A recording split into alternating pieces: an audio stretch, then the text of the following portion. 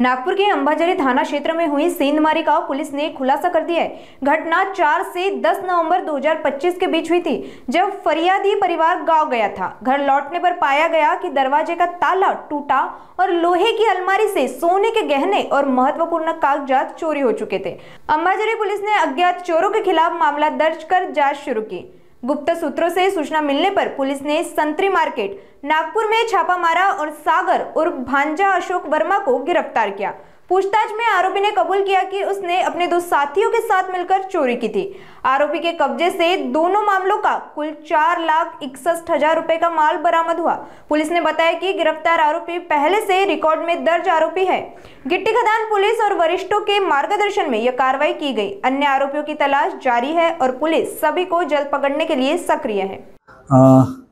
Police Thane Ambazari अंतर्गत फिर्यादी जनार्दन शंकरराव लवणकर हे त्यांच्या मूळ गावी गेलेले होते दिनांक 4/11/25 रोजी। तर दिनांक 10/11/25ला त्यांच्या शेजाऱ्यांनी सांगितलं की त्यांच्या घराचा दरवाजा कडिकोंडा तुटलेला आहे।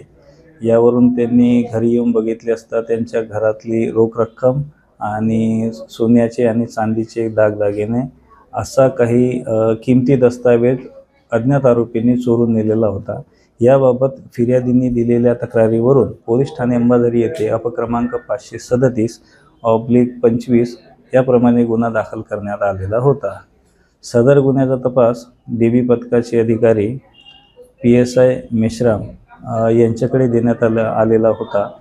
PSI मेश्राम यांनी आपले गोपनीय सूत्र नेमून गिट्टी खदान पोलिसांच्या देखील सहकार्याने यातील जो आरोपी आहे सागर उर्फ भांजा अशोक वर्मा याला संतरा मार्केट येथून ताब्यात घेतलेला आहे आणि आरोपीकडून सदर गुन्ह्यातील मुद्देमाल जप्त करण्यात आलेला असून इतर देखील पोलीस ठाणे अंबाझरी हद्दीत करण्यात आलेल्या 2 गुन्ह्यांची आरोपींनी कबुली दिल्याने इतर देखील 2 गुन्ह्यातला मुद्देमाल या ठिकाणी जप्त करण्यात आलेला आहे।